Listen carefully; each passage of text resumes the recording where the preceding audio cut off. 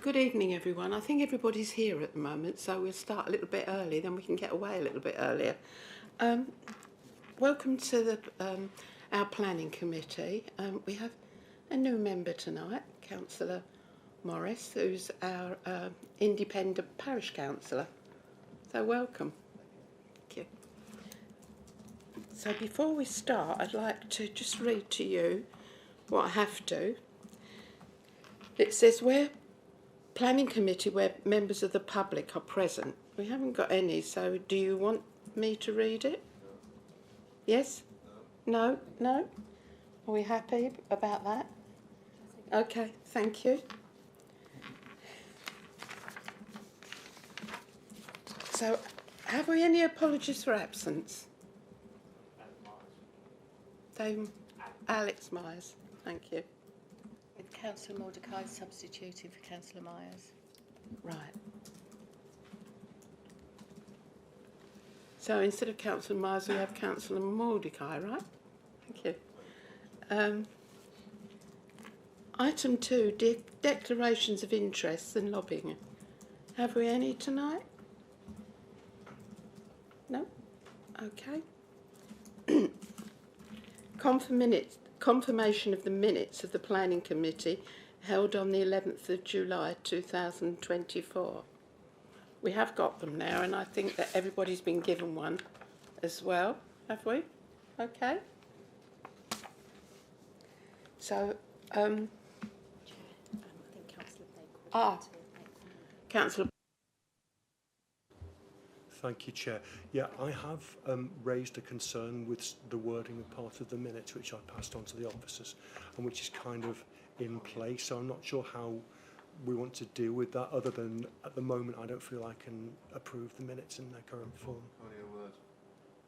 Can't hear it at all. Is it not working? I'm not sure. Can you hear me now? Shall I move this closer to me? Can you hear me now? Yeah. Sorry. Yeah. So I have a concern with the wording of the minutes as it stands, which I have raised with the officers, and which is kind of underway, and revised wording has been discussed. So I don't know how you want to play that, but as it stands at the moment, I don't feel that I can approve the wording of the minutes from the last meeting. I mean, you can move it.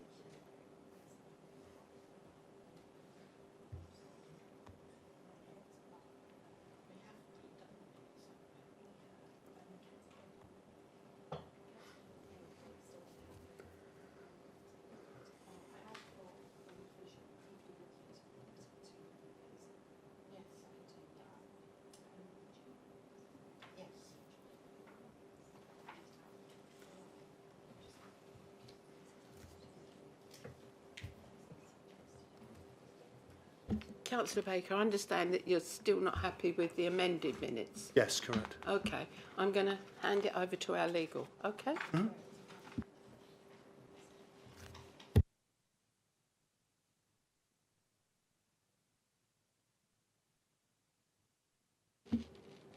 Hello, can you all hear me? Right, so the amendment, the revision that's been made has been made to item 6 in the minutes, and it's the last short paragraph. That's the kind of line in contention. So it currently reads, the committee discussed whether or not the proposal was suitable for the Billericay Conservation Area, but on balance there was support for the vacant property to be brought back into use. So I will revise that wording to read as follows. The committee discussed the proposal being in the Billericay Conservation Area, full stop. After further discussion, members were supportive of the vacant property being brought back into use, and members considered this development suitable for the site, full stop. So it will become 2 separate sentences. Councillor Baker. Yeah, I'm fine with that. Thank you. Thank you. I think Councillor Blake. That implies that all members were, the way you worded that, members were... Councillor Blake, you wasn't there, was you? No, I wasn't there, but it's nothing to do with whether I was there or not. What it actually was worded then, members thought it was a good idea, but that's not true. Not all members thought it was a good idea, so therefore, just wondering about the wording of that. I think Councillor Blake, it kind of shows the kind of majority and the vote is recorded. So anyone who wishes to look at the minutes could then follow up by looking at the vote, and it would show if there was any members who perhaps felt differently. Can't you put majority of members then? Can that just be that would be correct with the minutes and the? I mean, what's the difference? I mean, that would be perfectly legitimate to do. You put the majority of members decide it's a good idea, and if they want to double check that, they can. But as you word it at the moment, you could have somebody say, "But you put all members done it." But I've looked at the voting, and that's not true. So by saying the majority of members, you actually get. I'm not being just a standard procedure. I think, Councillor Blake, if all other members are okay with that amendment, I'm happy to put that in to say majority of members felt it was suitable for the site. Is that okay? Yeah, like you say, it's on the record. The voting record's there, so. Councillor Sorry, Blake. yeah, sorry, thanks, Chair. Just to explain, my issue with the minutes previously was that this sentence read as if there was a connection between the suitability for the conservation area and the desire to fill the vacant property. In other words, we had a discussion about whether it was suitable or not. The inference being we concluded it wasn't, but in order to fill the property, we decided to overlook that. Well, that wasn't the discussion that took place. There was clear objection. There were views put both for and against whether the development was suitable for the conservation area, and obviously no vote was taken on that, so we can't quantify it. But there was certainly a discussion both ways, with views expressed in each direction. Councillor Baker, you're happy with the amended minutes? Sorry, Chair. Yes, I am. Thank you. So I think for clarity's sake, I will kind of, I'll read out the new version. The committee discussed the proposal being in the Billericay Conservation Area, full stop. After further discussion, the majority of the committee were supportive of the vacant property being brought back into use and considered this development suitable for the site, full stop. Okay, thank you. So we go straight through. All those in favour of the minutes, please show, please.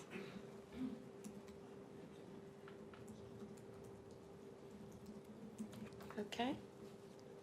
We have Councillor Blake, because he wasn't here, and Councillor Mordecai. Okay. And the new parish councillor, Councillor Morris. Okay. Thank you. We will go on to item 4, which is the planning application number 24003634, relocation of existing storage compound and the construction of a paddle tennis facility incorporating 4 courts, canopy roof structure and a modular club hut at Basildon Sporting Village.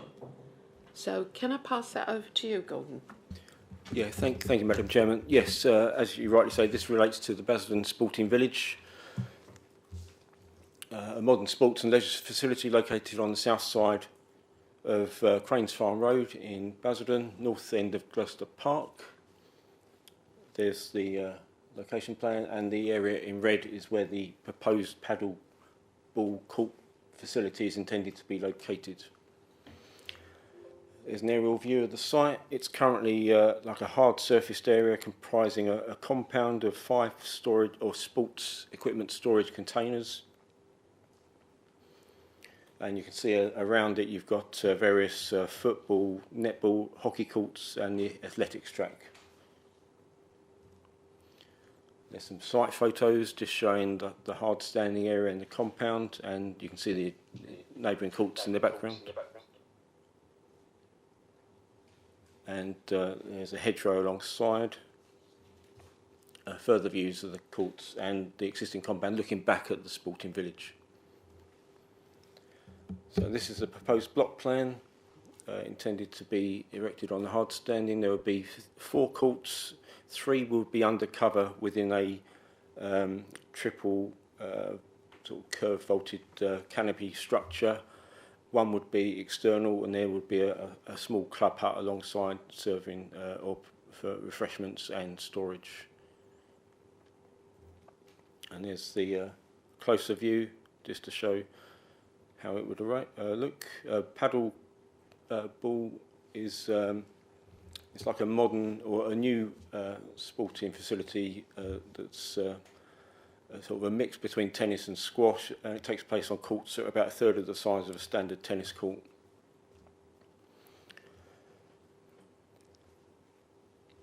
Each court would measure 20 metres long by 10 metres wide and be illuminated by 6 metre high floodlights in the corners. If I go on to the elevations, just showing the triple canopy structure, which would be like a lightweight steel structure with a triple curved vaulted roof. As per that, it's about 8 metres high. The existing leisure centre is 13 metres high, and the grandstand for the athletics track is 10 metres high, so it's lower than that. The structure itself would measure 8 metres high, as I said, 36 metres long by 22 metres wide, with wire mesh sides and fabric covered roof. In terms of consultations, we did a press notice and we displayed site notices at Gloucester Park and at the entrance to the sporting village, which generated no comments.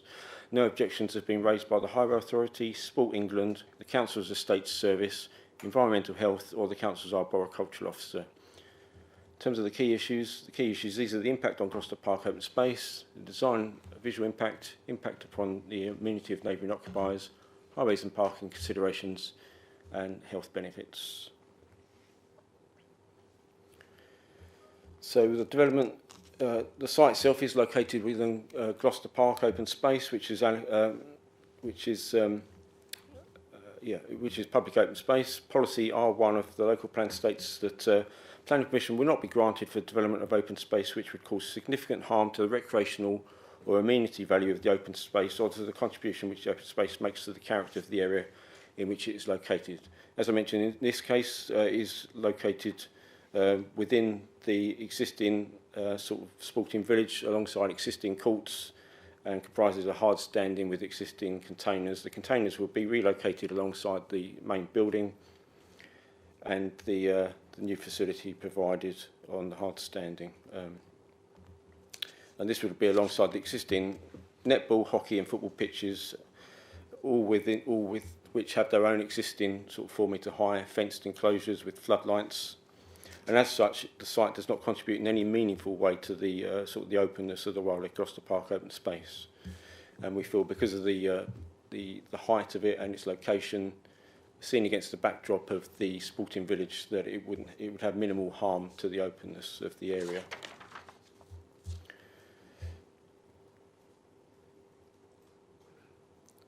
In terms of the impact on adjoining occupiers, there are no immediate neighbouring uses to be adversely affected by the development. The nearest residential properties are some 300 to 400 metres to the west and south of the site, beyond Upper Main to the west and Gloucester Park to the south. The facility would operate the same operating hours as the other courts, which are 5:30 in the morning to 10 p.m. at night. In terms of car parking, there's no additional parking provision proposed. It would use one of the existing 400 spaces. There'll be no employees provided as a result of the development itself. I think each court can hold up to 4 players, and I think it's intended to be sort of played in doubles, so there could be up to 16 players at any one time. A small section of hedgerow would need to be removed. I think it's about 20 metres in order to facilitate the construction of the facility and the club hut in particular. That would be replaced by a slightly longer 25-metre hedgerow around the perimeter.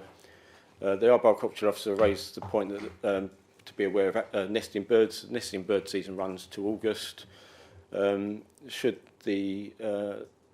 they undertake works before the end of August and they come across nesting birds, they would either require a licence to remove those or wait until the end of the nesting season, and we would put an informative on the decision notice.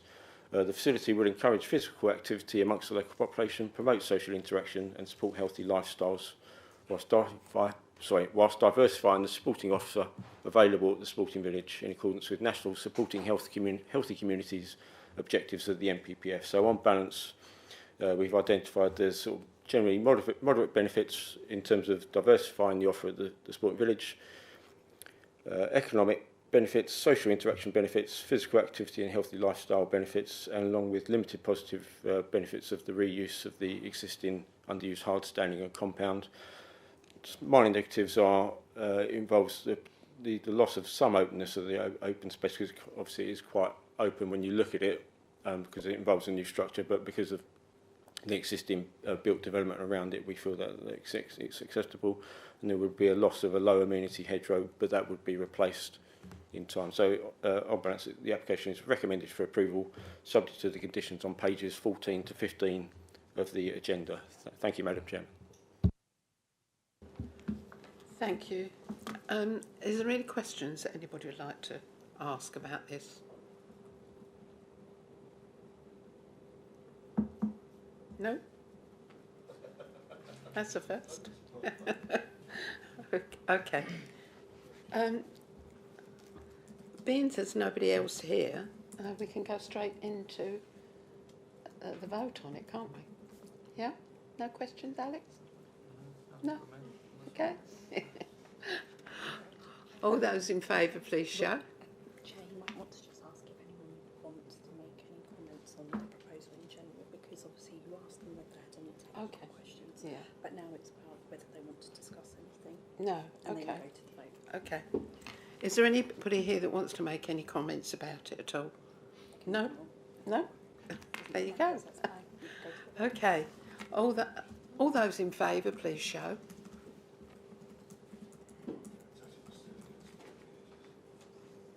Right. I think we're all happy with that. Thank you.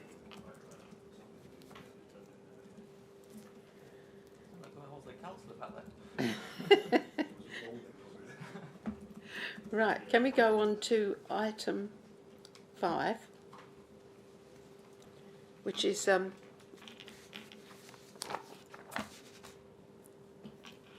application number 230/01-505/VAR, variation of conditions 23 and 24 of 16/00898 out, as amended by application 21/00313/NMABAS, relating to amendments to the landscaping work within Central Hub phase at Craylands Beechwood Village, Basildon. Can I pass you over to David, please?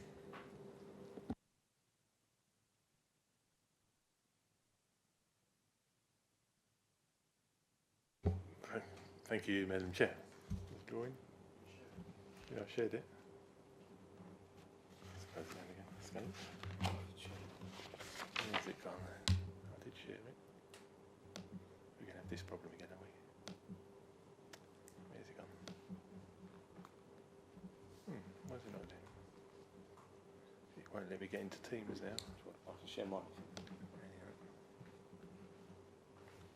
What's it doing there? Oh, yeah. I shared it. Try again. That's it. Yeah, that's it. Yeah. Okay. Right. Done it. Sorry about that. Okay. Thank you, Madam Chairman. Yeah, so it relates to the Craylands development in the east of Basildon. If we go to the location plan, it shows the aerial view of the site itself, highlighted on the red star there. It's directly to the south of the local neighbourhood parade in Austin Road. You've got the recently developed housing on the former Friends School site known as the West Phase, and the slightly more older elements to the redevelopment on the west side. The site itself, is enclosed by holdings presently, and there's just a rough area of ground, and a drainage has been provided underground within that area, and that has limited to the design of the scheme as I go forward. As you can see, there's the new flats being built to the east, the neighbours parade to the north there on the left-hand side, and then this just shows you the new developments on the west face. So the next one. Yeah, so the application is before the committee as it relates to original major development for the whole of the estate, 500 dwellings and associated works. As part of that, there was a number of conditions relating to the landscaping of this central hub area, and the various conditions approved the layout, which is shown on this slide. There was going to be a play equipment, if you see on the left-hand area there's play equipment on the southern part of the site, and a more kind of open seating, informal recreational area on the northern part. However, due to kind of design changes in the NHS element to the southwest of the site, the access needs to be retained to the clinic, and therefore they've had to reduce the area proposed for the open space, and the applicants are trying to move forward the open space to provide a facility for those residents who have moved into the estate. So what they're proposing is shown on the screen here. So the central area, this is dotted in the red line here, is where the drainage is underground, so it limits the actual structures can be built on it, but that would be laid out in a kind of formal garden with hedging and ornamental planting. The southern part would have some like children's play equipment and seating area. The eastern part, you can see there, is has a kind of gym equipment outside. Gym equipment should people wish to use that, and some further play equipment in the northwest area, as shown on the top left-hand side. The site itself would be enclosed by low railings, so it protects anybody who's using it not running out into the road and such like. There'll be a new footpath link in the mid-central area, so it can easily access it from all parts of the estate. So in terms of the principle, so it's been accepted, the principle on that there be a central open space within the estate, and the applicants are trying to bring this forward as soon as possible. The impact on neighbours is felt to be limited. The site has always been allocated for that purpose. The people moving into the surrounding area should have had some knowledge of the area. So yes, there will be some increase in activity in the area, but it was always intended to be that case. The idea is to provide a pleasant area environment for the locals themselves. The highway authority are happy with the layout. They don't feel it's going to have any major issues in itself. So that's the kind of the planting scheme is quite extensive. That slide shows here. So there'd be a new hedging and central area aspects. So if we say I've covered the visual aspect, feel it's will improve the area, definitely in sense that it will remove the hoardings, bring forward the scheme, limited impact on neighbours and highway issues. So there's the positives of the scheme, so it will enable the scheme to move forward and be laid out, providing recreational benefits to the residents.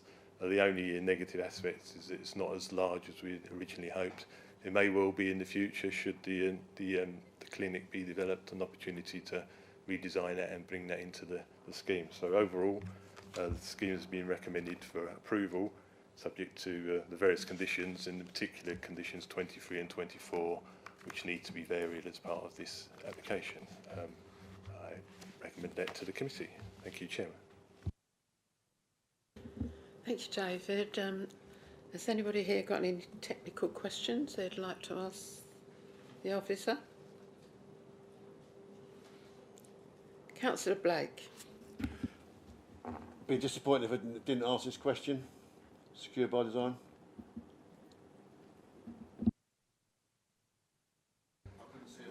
No, I think the applicants say there's no condition from planning. The planning conditions. That's because of the old age of the application, but the applicants are, as part of overall development are in consultation with the Essex Police on those various matters. They do that on all of their schemes within this, because it's all part of a council-wide initiative to regenerate that area, and the housing department are insistent on them consulting with the police on all those aspects.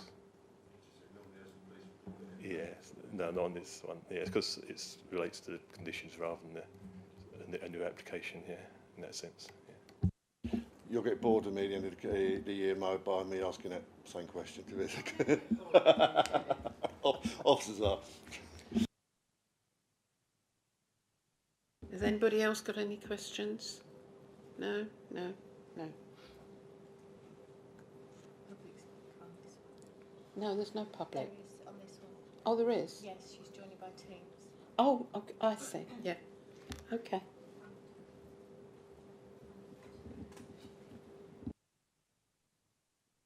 Is that my opportunity? Sorry to jump in. I can't quite hear everything. Is it okay if I just do a quick presentation? Yes, I'm sorry. Is it Sophie Heritage? Yeah, Sophie Yes. Heritage. Yeah, Welcome. Yes. perfect. Thank you. Do I just start now? Perfect. Well, thank you, Chair, and thank you, members of the committee. So my name's Sophie Heritage. I'm from Iceni Projects, and we're the planning agents for this application, acting on behalf of Swan Housing Association.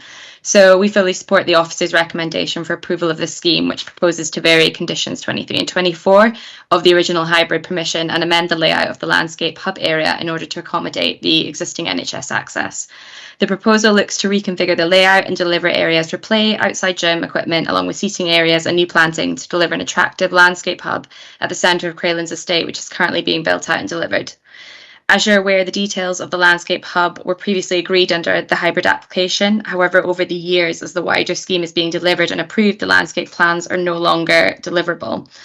So the key reason for this is the retention of the NHS surgery. At the time of the hybrid application, the NHS surgery was subject to redevelopment. However, in light of local need, the surgery has been retained. As such, the revised plans for the landscape hub are required to incorporate an access to the surgery as part of the proposal. So we've worked positively with officers over the last year and engaged in pre-application discussions to ensure that the proposal still meets the council's expectations. And the team have also engaged with the neighbouring NHS, who fully support the retention of the existing access. So through the pre-application process, the applicant has explored various access options to understand whether safe vehicular access could be delivered from Wolf Drive, Churchill Avenue or Austin Road. However, it was not considered safe or suitable to provide access off these locations. Furthermore, pursuing these access options would result in the loss of parking associated with the NHS, and also could result in the loss of mature sycamore trees along the southern boundary. So overall, while the proposal will result in a reduction in the landscape hub area, the amendments will work with the site constraints to deliver a high quality and attractive hub that caters to all members of the community while retaining the existing NHS access. The application is supported by a suite of plans and documents which demonstrate the acceptability of the proposal, and all relevant aspects of the proposal have been identified as acceptable by consultees as highlighted in the committee report. In conclusion, this is a well-considered development. The proposals sensitively respond to their surroundings and deliver a high-quality, attractive hub. We therefore respectfully request that the planning permission is granted in accordance with the officer's recommendation. Thank you. Thank you, Sophie. Have we? Anybody else? Any questions? Anything? No? No? Oh, sorry, Alex. Thank you, Chair. I don't want it to be silent all night. Yeah, I mean, this is, you know, it's great that this site is finally getting some movement. I always get excited whenever I see something from either Craylands or Langdon, because it means that we're finally starting to make progress after many years of nothing. But yeah, I mean, it's a really attractive site. I think a really attractive proposition to bring some more sports facilities, or the gym and the sports facilities, the green space. It's all good by me. But yeah, I just hope that we get onto the housing part of Craylands soon, because it's definitely an area that needs development after many years of not being developed. I keep hearing about the time that Tony Blair came to Craylands to visit. You know, fingers crossed that everything gets finished before the end of this Labour Prime Minister But yeah, no, I'm fully supportive of this site, and hopefully it brings something nice to Greylands, which it needs. It needs regeneration throughout the whole area. Anybody else want to make any comments? No? No? I'd just like to say, yes, it'd be great when it's all finished, because our housing list is very high, as we know, so, you know, we're looking forward to it being all finished, so it's a good scheme, so, yeah, well done. I think we're going to the vote now, if there's nobody else wanting to speak. All those in favour, please show. I think that's all of us, so we've got no abstentions or anything else, so we have granted. Thank you.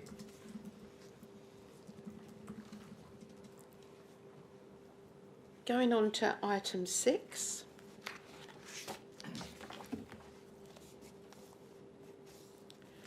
Which is planning application number 2400569 NMBABS to establish whether an increase in overall building height by 1,575 millimetres and 1725 millimetres at first floor level to accommodate a steel frame construction, removal of colonnade from the western elevation, realignment of south library wall with the first floor facade, removal of overhang on eastern facade, variations of window layouts, location and sizes, revision to brickwork, a new substation and installation of a backup generator on the roof can be considered as non-material amendments to planning permission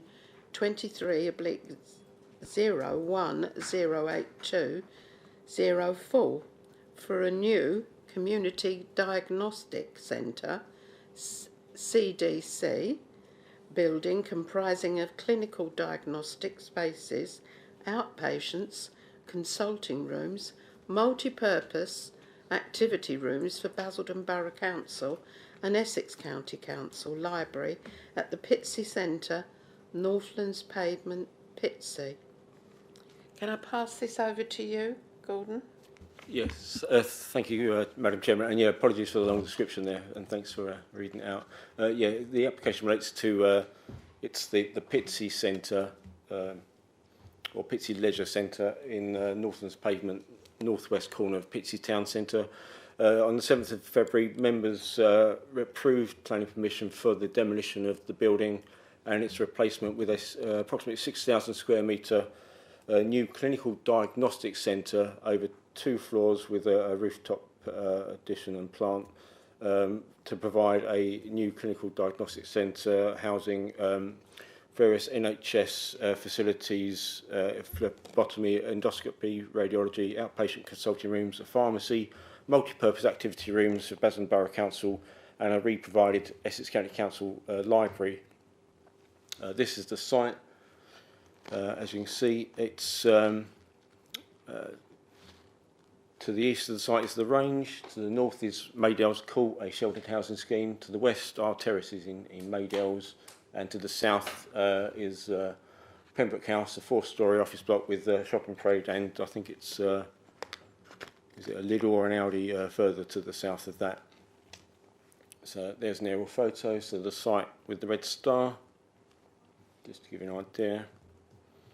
These are some photos. The building itself, I think it was constructed in 1980s, getting tired. So members, like I say, allowed it for demolition and replacement. Here's just some further photos. Now, following this approval, amendments are now sought to the external fabric and fenestration of the approved building, following a detailed building research establishment, environmental assessment, and secured by design reviews by the applicants, material efficiencies and designing for durability and resilience. These fenestration alterations are sought to follow internal layout amendments that followed changes after discussions between departments within the NHS so that it best met their needs. to support the overall functionality, usability and longevity of the new healthcare accommodation. To improve the operation, functionality and buildability of the scheme, some minor alterations are required. Electrical plant is also required to support the functionality of the building, and these are proposed in the most suitable locations, which would include a new substation and a backup generator, which wasn't initially proposed in the earlier scheme. The height of the building is also required to be marginally increased to accommodate a proposed steel frame as part of the review. I think before it was like a standard construction. And then, as I mentioned, some alterations to the fenestration and realignment of the external walls are also sought as part of a wider review. Now, under Section 96A of the Town and Country Planning Act, this allows for the making of a non-material amendment application where less than substantial changes are proposed to an extant planning permission. So normally non-material amendment applications wouldn't be brought before the committee and they'd be dealt with internally by the planning service. As this relates to a council land and council scheme, we felt obliged to bring it to the council the committee for determination. In determining what is a non-material amendment, national guidance states there is no definition of what this constitutes, but this it says will be, because it would be dependent on the context of the overall scheme. An amendment that is non-material in one context may be material in others. So if we were, say, talking about a bungalow and they wanted to increase the height to the extent they do on this, we would say that's a material amendment. But in this case, it relates to a much larger building in a town centre location alongside other buildings. So, and I'll go through that now. So this is the approved site plan on the left and the proposed site plan on the right. The car parking element doesn't change at the bottom left, so I've left that out of that slide.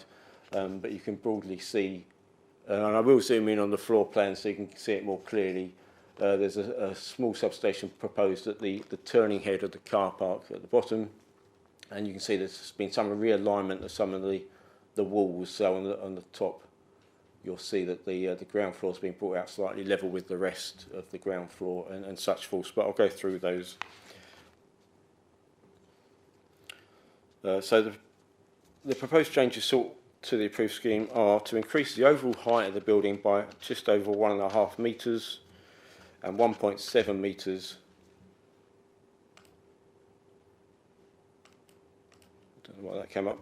And 1.7 metres at first floor parapet level to accommodate the steel frame. The removal of a colonnade from the western elevation. The library wall on the south side is to realign with the first floor facade. An overhang on the east facade is to be removed, and they say to meet secure by design requirements. I think because it enabled like an open area at the front of the building. The location and size of windows have been varied to meet BREEAM requirements, and we've worked with the applicants to try and ensure that the pattern of the windows broadly aligns with what was previously approved.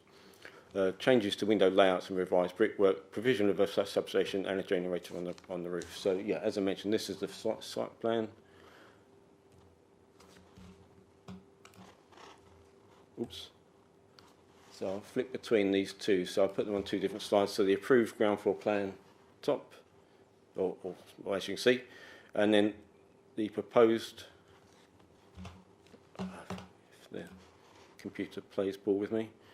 Yeah, so if I flip back between them, so you can see the open area on the left has been enclosed, and then at the bottom you'll see they've brought that bottom part in so it aligns with the first floor. It'll be clearer on the elevations. And then in terms of the first floor, as approved and proposed, so that's internally it doesn't particularly change. I think they brought the southwest or the bottom left element comes out slightly deeper.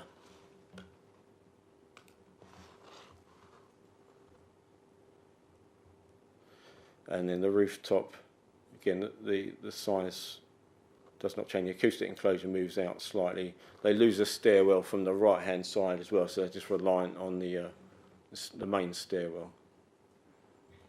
So on the elevations, I've put these two together so you can see the approved at the top and the proposed at the bottom. So as I mentioned, it would be a 1.5 metre, just over 1.5 metre increase in overall height.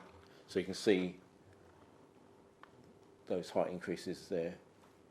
And then the other elevations, we've tried to also ensure the brickwork or is broadly aligned with what we previously approved in terms of the patterning and the bonding arrangements. So again, so the bottom one just shows here you've lost that stairwell projection on the left side there. So that's the view from the north, the rear, and that's the west side. So that shows the that open colonnade on the west side of the ground floor on the top, but on the bottom it's enclosed. And that was to meet their accommodation requirements.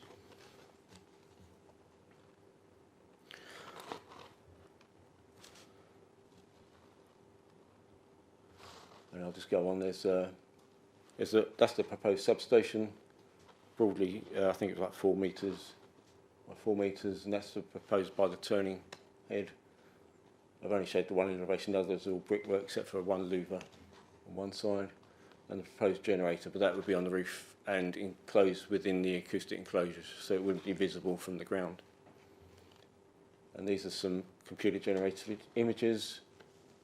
I know they take out the solar panels on this current scheme. There is still a planning condition on the outstanding consent that requires details of the solar panels to be provided for our agreement. So notwithstanding they're not shown on these CGIs, that's still part of the condition. So, but it just shows the increase in height, as you can see there. I've got a couple more. So, and this is from the front. You can see some of the articulation has been lost, which is a negative. But again, that's all part of the sort of overall design review and ensuring the efficiency of the building.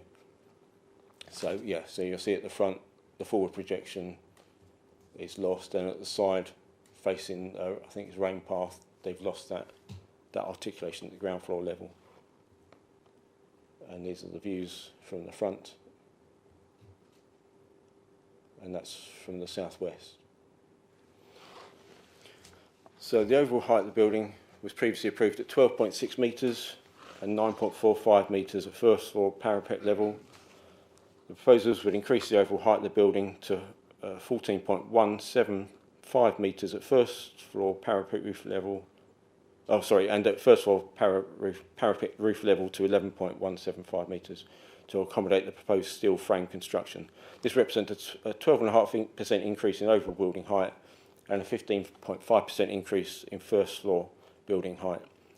Given the scale, bulk and height of the building, the marginal increase in height will not result in a material change when viewed from the key public vistas, and alongside the elevational changes will appear in proportion and not noticeably much larger than as previously approved.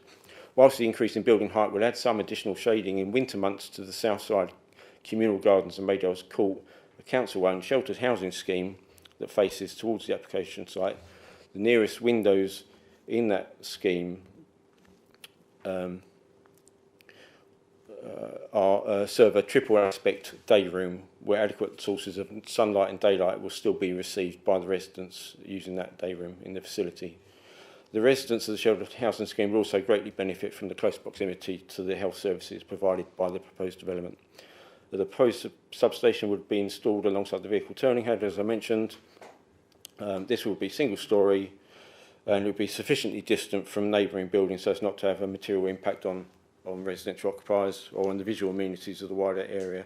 Its provision will necessitate the repositioning of some landscaping, but no loss of tree planting.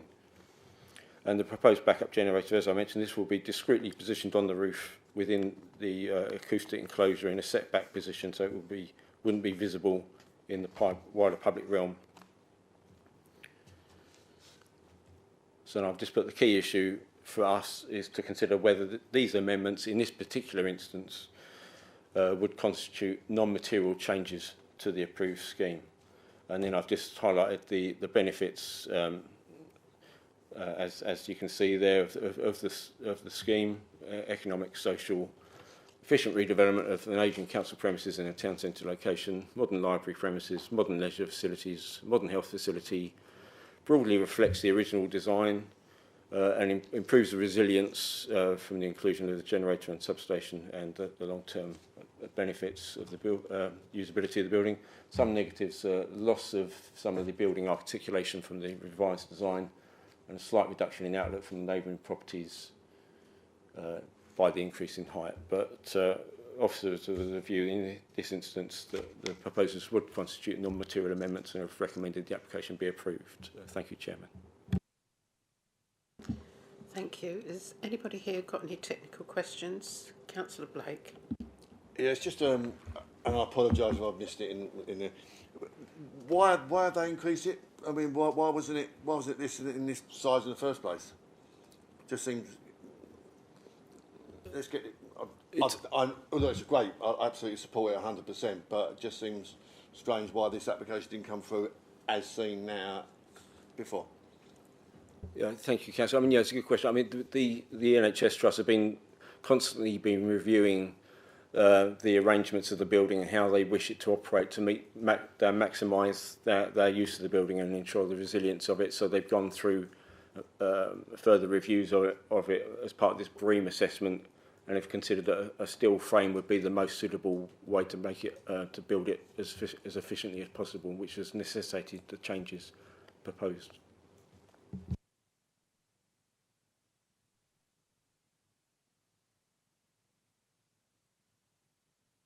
Councillor Baker. Thank you, Chair. Yeah, just wanted to check, Gordon, the loss of the overhang, is that as a result of the change to a steel structure from a concrete structure, or is there some other reason that we would permit that? Thank you, Councillor Baker. In their justification, I think they said, as you can see, this is you can't see that slide necessarily, but so the overhang at the front, I think they said that was part of their secure by design review because it involved a sort of just an overhang at the front of the building they felt would be better organised into the building facade. I'm not sure whether that was a result of the steel frame or not, but I can only say what they said.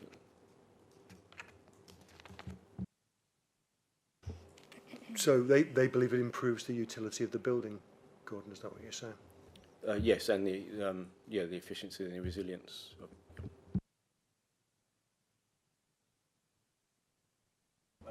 One more thing, sorry, Councillor. Could I just say, as a result of that, we did try and, following our discussions with the applicants, we did try to introduce a bit of, although we're losing the physical articulation, we've tried to introduce a material articulation by a change in materials on the ground floor. So you can see there's like a lighter brick to contrast with the red brick on the first floor to make up for that loss. And I think there would be some improved landscaping around it as a result of that loss. Sorry, thank you, Chair. Is it possible to ascertain, Gordon, to what degree the 1.5 metre height increase is caused by the steel frame, and to what degree it's caused by the need to conceal the substation and generator? Well, so the substation is at the turning head, so that wouldn't be concealed. But yeah, the substation, the generator, that would be, I think it would fit within the height of the acoustic enclosure that was previously approved in any event. Obviously, it would be more discreet with this scheme because the parapet wall is higher. They did provide sections. I don't think I provided those in this. I mean, the CGI shows it there. I mean, there was a section which showed the steel frame, but I haven't got that in front of us, so I couldn't confirm that. So where's the generator, sorry, on that? It's not in the image itself, but it would go, so you can see the acoustic enclosure has been widened, so it would go on the right-hand side of the top. So shall I point it out? It'd be easier, wouldn't it? But I'll show it on the floor plan as well. So it'll be located in this area at the front, behind that acoustic enclosure, but the acoustic enclosure is higher than the height of the generator. Thank you. Gemma? Hi there, Chairman. Thank you so much. So yeah, I know technical questions because I can see how these can be perceived as non-material changes. However, I'd like to put my comments on record about the CDC, the Diagnostic Centre project, and to question the outstandingly positive economic and social benefits of it, because I feel that they're largely unproved in terms of this being, you know, the former administration's flagship regeneration kind of policy. I still can't see the social value of this beyond a place for the NHS to house their overspill for blood tests and blood pressure checks. I think that in terms of investment that it could attract to Pitsea, all I see is footfall, and with our current leisure and food and beverage offer, people will drive in and drive out. And I also think that it's saying to residents that if you're stuck for something to do on a Saturday afternoon, the best we can offer in town is go get your blood pressure checked or go get a blood test. So I feel that the economic and social benefits are kind of overstated, and I'd like to see more for the residents of Pitsea in terms of what they get out of it, personally. Thank you, Chair. Thank you, Emma. It's about technical questions, this, but it doesn't matter because there isn't anyone here tonight, and I appreciate that. Councillor Blake. Oh, what a shame. We were doing so well till someone has to make a political point, because I didn't see one point of planning conditions or any question towards an officer regarding planning, which is what we're here to decide tonight, rather than anything else. And I will certainly feel the benefit, especially with the age that I am, as I've been reminded already tonight, of possibly this facility. But we're here to discuss planning issues, and I cannot see, and maybe the officer can answer some of the questions that were raised by the councillor, because I didn't actually see any planning rationale behind any of the comments made. No, Councillor Blake. It all comes in with there's no members of the public here tonight, and Gemma Callaghan was only making a few comments. No, she wasn't making any political point. There was no politics in that at all. No, there wasn't. Sorry. Okay. No, yeah, I'm absolutely fine. Thank you, Chair. I'd just like to say that I wanted to put my comments on the record because we have been briefed by officers on this scheme before. As I said at the beginning, there's no material reasons to not approve the planning for this. But I'd like to put my comments on record that as it's a moving picture, as we've seen with the moving picture of the height, you know, I remember the capital spending cap for the project was increased as well. So it's a moving picture, something that we all have to get behind. And I appreciate... Planning or politics? Mo, you decide. Was that planning or politics? What's wrong with politics? Politics. I couldn't see no politics in it, Councillor Blake. No, I could not. Politics then, if you don't think there was any politics in that about the spending. No, that's ridiculous. Nothing to do with planning whatsoever, Mo. Nothing to do with planning whatsoever. You know that and I know that. I'm sorry, I don't know that. Chair, can I just come in and say this is a very defensive reaction for a ward councillor from Pitsea trying to say what's the investment that Pitsea will get from this development project? I'm not a ward councillor from Pitsea, just put that. I'm a ward councillor for Bursted. Thank you very much. No, there might have been a mistake there because you live in Pitsea. Okay, thank you. Just make that quite clear. She's got that. Chair, can I just say I was referring to myself and the two councillors that I'm sitting with.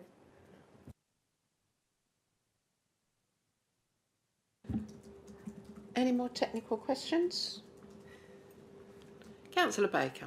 Thank you. I've got one further technical question. Whether it's a planning question is another thing, but just to check, what's the change in square meterage, Gordon, for the Basildon Borough Council element of this revised facility?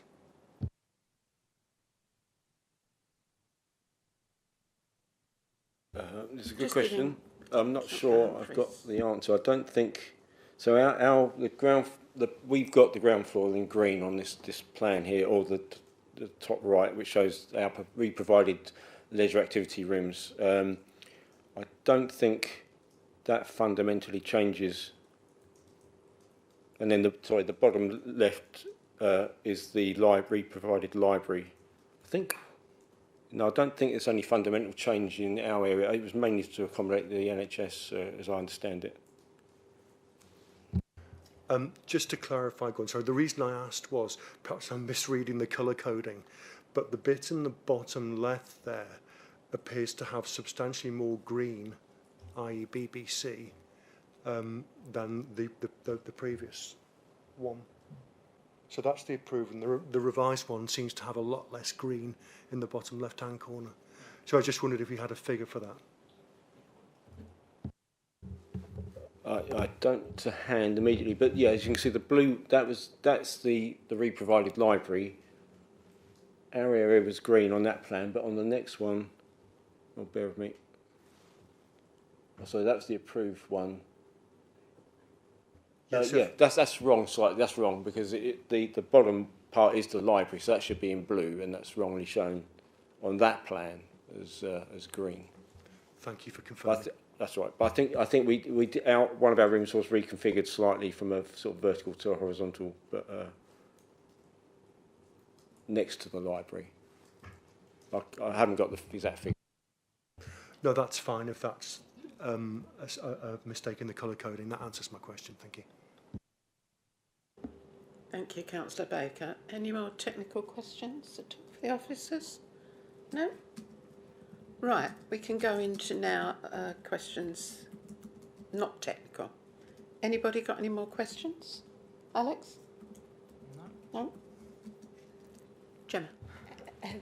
Thank you, Chair. It's Emma, by the way, but don't worry. So one more question was about the library. You know, do we know for sure that the library will be delivered by Essex County Council as part of this scheme? What assurances do we have with that? Have we any answers to that, Gordon? I couldn't. I mean, that's how I understand it. I'd have to. Yeah, it would be legal elements, and I'm not involved in any of that discussion. But as I understand it, they do want to be involved in the re-provided library facility.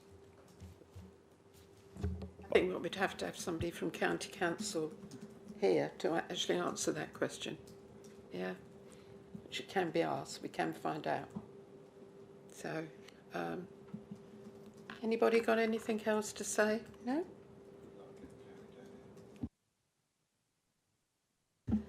I'd just like to say, okay, I miss the place because it's been there a long time, but this is definitely the jewel in the crown for Pitsea, because I think it would be marvellous to have that facility on our doorstep. You know, okay, we're having to sort of nip away at little agonising snagging, but I think once it's there, it will be brilliant. So, you know, I welcome this application, even though we've had to wait for a little bit. It'd be marvellous for Pitsea and for the whole area. So, Thank you, Chair. And I do understand, you know, the appeal and broad benefits of the development and the surface. From the briefing we've had from officers previously, I asked a question about how much revenue could be generated from things like parking for Pitsea, and, you know, potentially could revenue be reinvested back into Pitsea to, you know, to make it the jewel in the crown, as you say. But I was told that, you know, parking's not only free for 3 hours, but if people do pay parking, they pay it to developers, London and Cambridge. So I just feel that there's a lot of missed opportunities around grabbing that investment and that revenue generation potential of this project. And, you know, that is something that I'm questioning. Obviously, NHS need a place for their overspill. People will need the checks, and I hope that the library does materialise, because if Essex did break their promise there, then the social value is definitely undermined. So that was, you know, it could be a great facility, but we really need to grip, you know, these questions around optimising the revenue generation potential for the town centre and for Pitsea, you know, for Pitsea specifically. Thank you. yeah, I think those points are rather relevant anyway, because of parking. Nobody can say when they visit hospitals or diagnostic centres how long they're going to be there. So, you know, that's a good point to bring in. So we need to look at probably that. And we don't really want to lose the library facilities, you know, especially for Pitsea. So we can look into those sort of points anyway. Councillor Blake. Yeah, I think, and I'm happy to correct you, I totally understand what you're saying about the parking, but it's run by London and Cambridge, as we know. But I think the facility will incorporate what the area already does. If you go into the facility, you register your car. Rather than going to the shop, if you're going to the range or any other shops and you are over there 3 hours, you will get the fine, as you say. But as I understand it, and I'm happy to be corrected, we certainly could look into it, is that if you're at one of those facilities, like the sporting centre where it is at the moment, you can actually go in there, register your car, and if you're there for a wedding or anything else, then you won't get that fine. It's all registered in. So I'm pretty certain that that is the case. If we could look into that, that would be a good idea to have an answer. If we could have an answer on that, that would be great. But as far as I understand it, you can park there as long as you like, if you're using that facility within there, by registering your car. There's a lot of pubs do these days. You'll get a fine if you park into a pub car park, but if you register your vehicle there, you can stay there 24 hours if you like. So I think that's... Thank you, Councillor. I mean, I've got no information on that myself. We'd have to look into that. The service, it comes with its parking area for staff only, as you can see on this plan. I just want to thank you, Councillor Blake, for your comments. I didn't think that, what I'm saying is that there'll be people using this facility from outside of Pitsea as well, outside of Basildon, you know, potentially across a wider area of the region. To capture, you know, we'll get that footfall, great, but unless we have other things on offer for those people, are they going to invest in Pitsea? Are they going to spend money while they're here on our food and beverage and hospitality offer, or are they going to get their blood pressure checked and go home? And if, you know, parking is a kind of low-hanging fruit way of maybe generating revenue. So, you know, if there was some kind of way to renegotiate the issue with the developers to say, you know, any kind of parking revenue should go to Basildon Borough Council, for example, and be invested in Pitsea. That's something that is not the most imaginative way to generate revenue, but I'm looking for opportunities where Pitsea could benefit financially from this as well. Thank you, Chair. No, I agree with that. You know, they're often sometimes things that we can sort out afterwards. So we can sort of talk to other users with the car park, because of the range use it, Pitsea Market uses it. You know, so it's a good car park.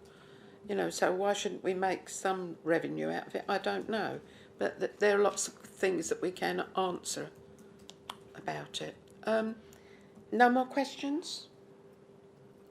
We'll just go into the vote, if we can. All those in favour, please show. Unanimous, lovely. Thank you everybody, and safe journey home.